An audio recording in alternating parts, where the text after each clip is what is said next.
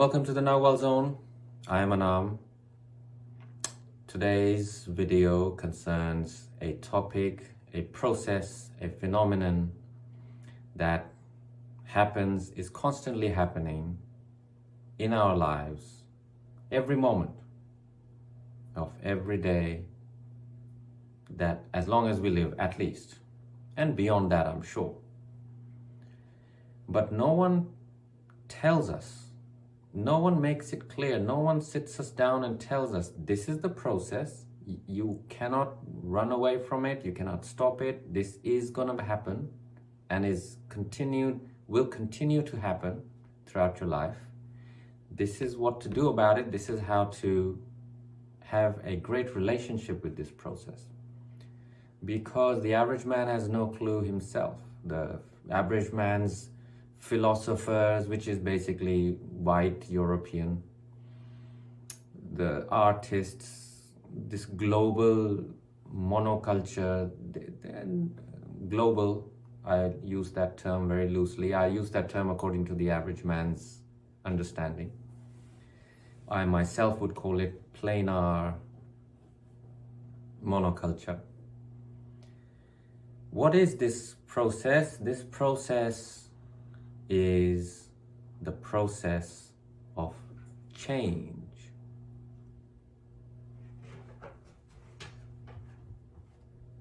See, it's acting upon you right now, whether you like it or not.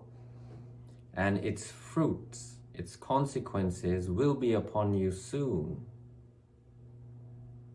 You can't run away from it. You can do nothing about it. As it is said, the only constant is change. But no one sits us down, no one sat you down and told you, okay, change is such and such and such, and this is how to have a great relationship with it. Because if you do not have a good relationship with change, you will lead a most miserable and confused life. The reason no one told you about change and educated you about this is because no one else knows either. So today, I don't care if you watch till the end of the video, it doesn't matter to me at all, but it'll be for your benefit if you do watch till the end of the video. And I'm gonna outline certain things that'll help you get very clear on change and how to deal with it. All right, so first off, we all know what change is. We experience it constantly, and we all want to change. A lot of people, these days at least, want to change. You want things to change, you want others to change, but change is the order of the day, right? Change.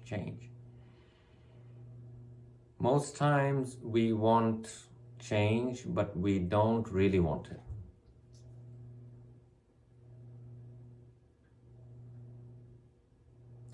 So that's mainly because people are afraid. You get afraid of change, you don't trust yourself, you don't trust the divinity of existence, you don't trust the divine power that works through you, in you. And so you end up fearing change, all the while harping on about it. Reading books and podcasts and all sorts, right? But you're never any closer to understanding it, having a good relationship with it, a functional relationship with it that stands you in good stead whenever change comes around the corner. So, first off, you have to understand, you have to expect change. I've noticed that people think that they live in a changeless world or things shouldn't change. Everyone has this. Everyone has this, as if the world is some kind of crystal ball or something where nothing happens inside at all. So any change that happens, it's overblown. Some big volcanoes start happening inside you. Oh, change. It's gonna happen. Why not just relax? There's nothing you can do about it. What's the point of wasting energy in having a big drama about change in your life? First off, you have to decide to stop the drama.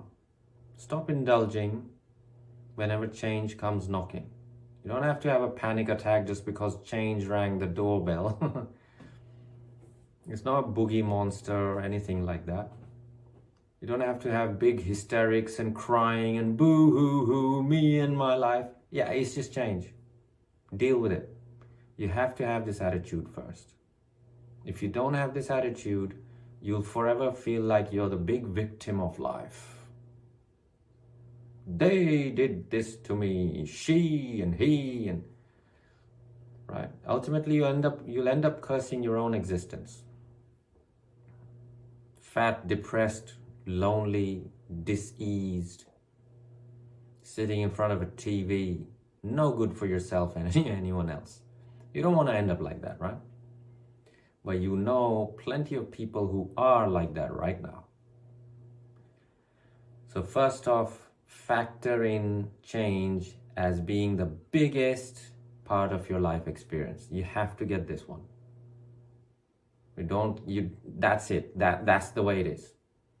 So stop being surprised and acting so weird when change comes. Oh, we're all flustered and like a headless chicken. No, it's just change.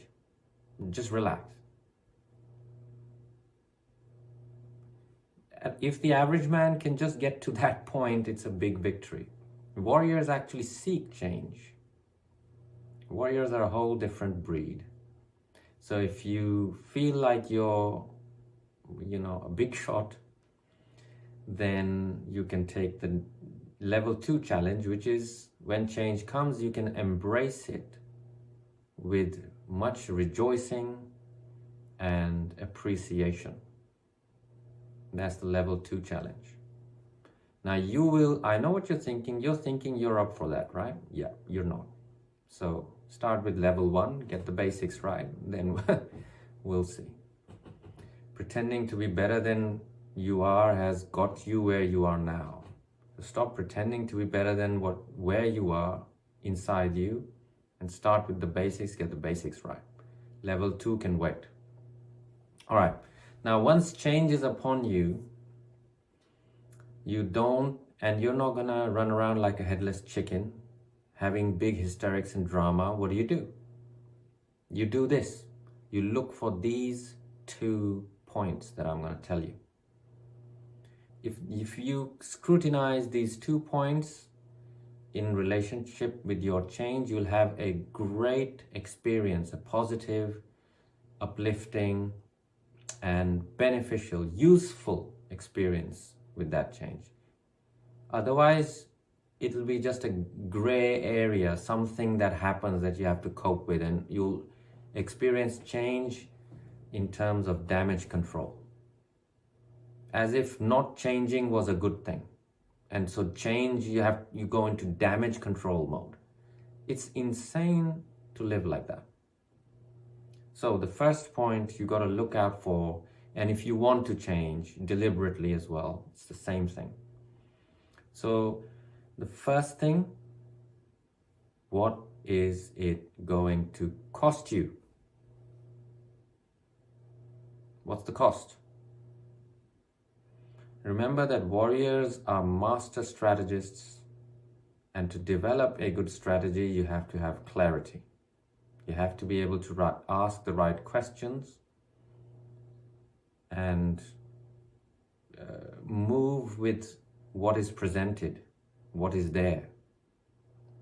So this is the first question you ask yourself. What's the cost for me? Say, for example, you're fat, you want to lose all that weight, right? Don't just try 100 different things and fail at all of them and still remain fat. It's not going to do you any good. Why waste energy? And then you can just be sad and disappointed and say, well, I tried. Well, no, you didn't. You just didn't. That's not trying. That's just faffing about. First, sit down and ask this question. Right, I want to lose weight, do I? I see. All right, and write it down. Don't type it on an Excel sheet. Write it down with your hands. You got hands, right? Yeah, write it down. Write down the question, what is it going to cost me? In terms of time, energy, effort, money. Write it down. Just answering that one question will bring you clarity about whether you really want to do it or not. It will separate the wheat from the chaff inside you and show you whether you're approaching it like a pro or just an amateur that's just is going to give up after the first try or two. So that's the first question you ask. What's it going to cost me? The first thing that has to be checked on in the answer, in the reply, is just one word. Every change requires this. Successful change requires this. Every change. Whether you are wanting to change or life wants you to change. Either way, the same thing applies. And the word is consistency. So that's the thing you must count the cost with. Am I willing to be consistent with what it's going to cost me?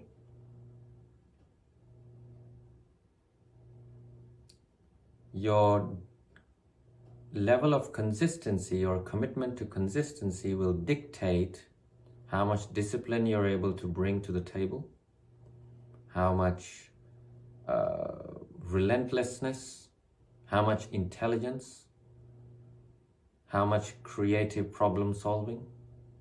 Because if you are committed to consistency, how much laziness you're going to have to give up. You see, if you're committed to consistency, you don't have to worry about discipline, laziness, all this other stuff. Your commitment to consistency will force you to live out discipline, give up laziness, all those things. So simply worry about consistency and count the cost in that area. I want to lose weight. Am I willing to be consistent with that project, no matter how long it takes? Am I willing to do something every day towards it? Am I willing to do something every week towards it, every month? With some change, you can't do it every day. It has to be, longer. With some change, most change, you have to put in the time every day if you're going to change. You want to give up cigarettes. Okay. What's the cost in consistency?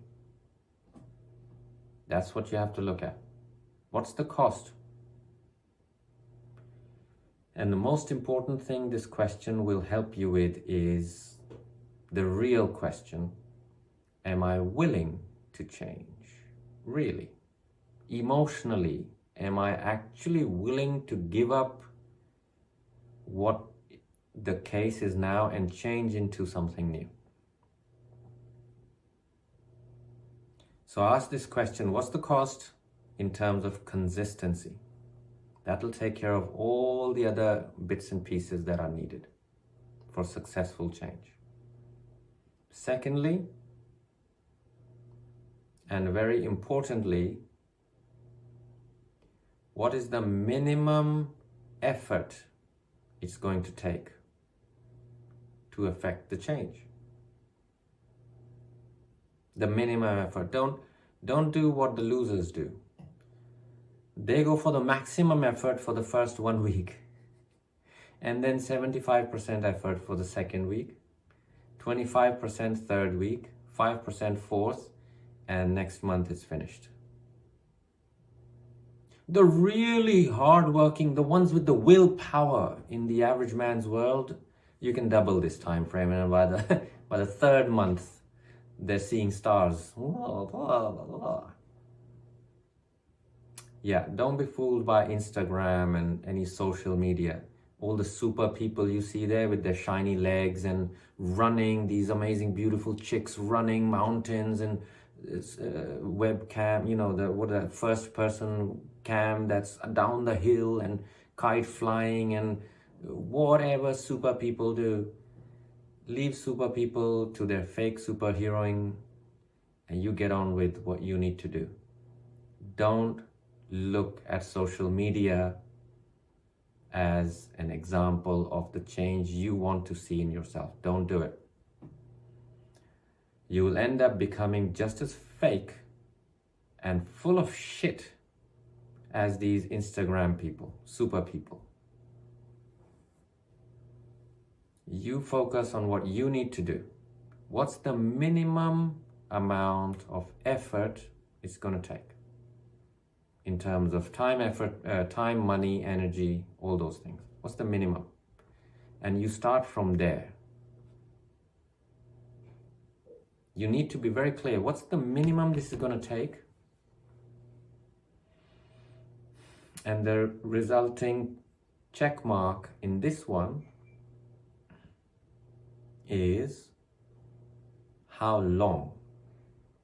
What's the minimum and for how long? That how long will give you the correct map, the accurate map of that particular change you want to affect.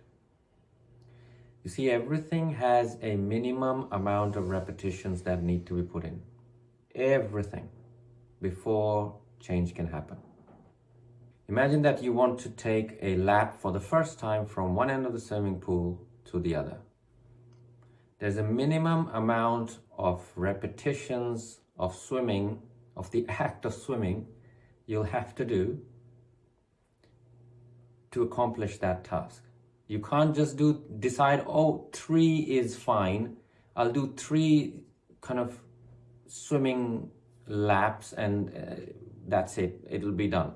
No, that swimming pool might require 10 one way and 10 to return. You can't just arbitrarily decide, 3 will be fine. No change has happened. You still remain in the skills level where you were.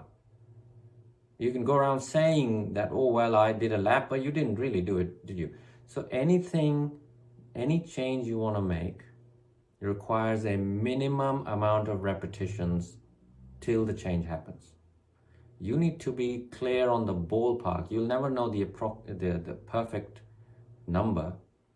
Sometimes it's possible to know, but you need to approximately have a clear idea. And for how long, that question is going to make sure that you have a clear strategy. How long means what's the minimum I need to sustain so that the change can happen. So these are the 2 points.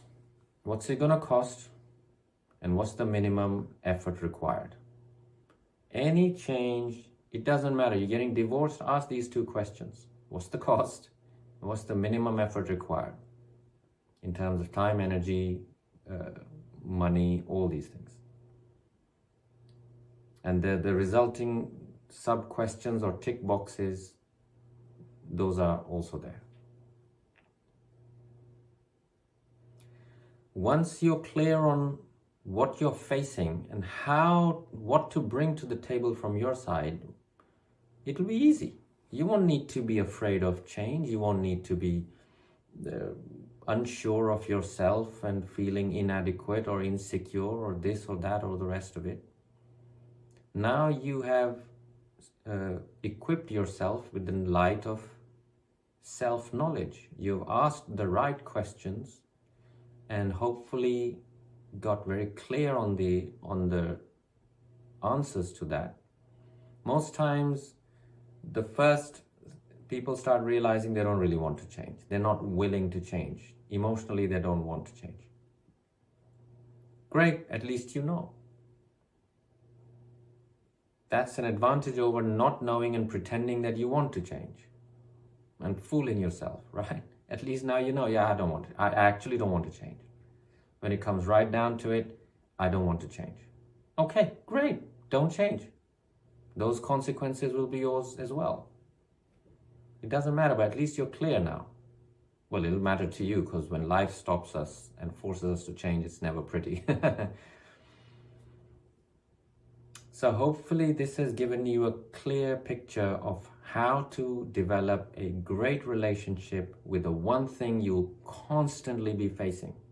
And it's accelerating now. It's accelerating. Change is accelerating in this world right now. And you better know how to approach this and what questions to ask, how to get yourself to a clear space. These are the two main questions. I'm sure there are some other questions that can occur to you. You should, and good, ask them. Get as clear as you can, and you'll be the one to benefit. Leave in the comments below what your thoughts are, whether you have already applied something similar to this in your life to have a successful experience with change. And so we can all benefit from your experience. Let us know in the comments. Otherwise, I'll see you next time. Walk in freedom. Farewell.